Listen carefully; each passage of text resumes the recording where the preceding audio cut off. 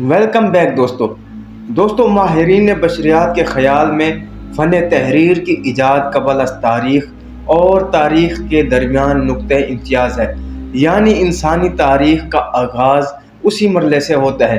तहरीर ने ख़यालात को रिकॉर्ड करना मुमकिन बनाया।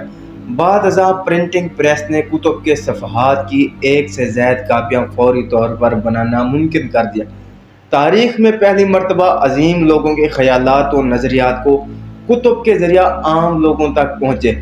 इससे पहले कुतुब की हाथ से तैयार करदा नक़ूल की निहायत महदूद तादाद सिर्फ मजहबी तबके और अशराफ की ही दस्तरस में थी। हम कह सकते हैं कि प्रिंटिंग प्रेस ने बहैसियत मजमूई अनपढ़ दुनिया को पढ़ा लिखा बना दिया।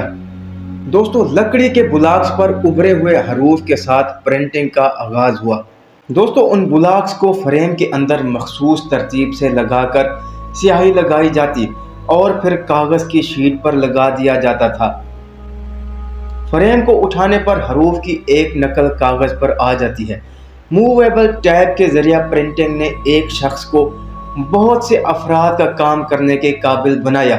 कोई शख्स एक दिन में वो कुछ तैयार कर सकता था जिसे लिखने में कातिब को 1 साल लग जाया करता था। लेकिन लकड़ी के बुलाक्स के साथ एक मसला था, वक्त और इस्तेमाल के साथ साथ वो ख़राब हो जाते और नए बुलाक्स बनाने पड़ते। दोस्तों, एक German printer enter Johannes Gutenberg ने एक सांचे की मदद से धात के हरूफ बनाए जो बहुत देर बाद साबित हुए और उन्हें बार बार इस्तेमाल करना भी मुमकिन था। दर हकीकत प्रिंट किए हुए मटेरियल को मशीनी अंदाज में दोबारा छापने का ये तरीका इस कदर कार आमद था कि मजीद 500 साल तक इसमें कोई तब्दीली ना हुई। 1455 में गुटेनबर्ग बाइबल में से शाया हुई। इसे पहली कसीरुल तादाद इशात ख्याल किया जाता है। गुटेनबर्ग को इसे मुकम्मल करने में 2 साल लगे। इसकी इजाद की वजह से प्रिंटर ना सिर्फ इनफरादी हरूफ के सांचे बनाने बल्कि इन्हें मुतवाज़न लाइनों की सूरत में तरतीब देने के काबिल भी हो गया था। वो बहुत से हरूफ को एक ही टेम्पलेट में इकट्ठा लाग भी कर सकता था। इस निज़ाम की वजह से प्रिंटर्स एक ही सफ़े की हज़ारों नकूल तैयार कर सकते थे, जो पहले कभी नहीं हुआ था।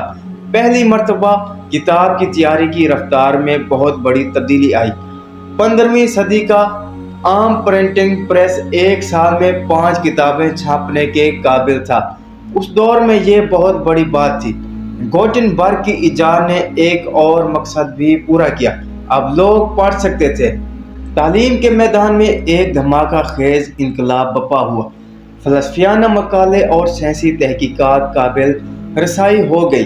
लोग अपने मजहबी अकीदे के साथ साथ दीगर लोगों के अक़ायद से भी आगाह हुए। सेकुलर और मजहबी सोच ने जन्म लिया और फितरी दुनिया की दरियाफ्त शुरू हुई। 16वीं सदी में प्रिंटिंग प्रेस ने एक नई सन्नत की सूरत अख्तियार कर ली।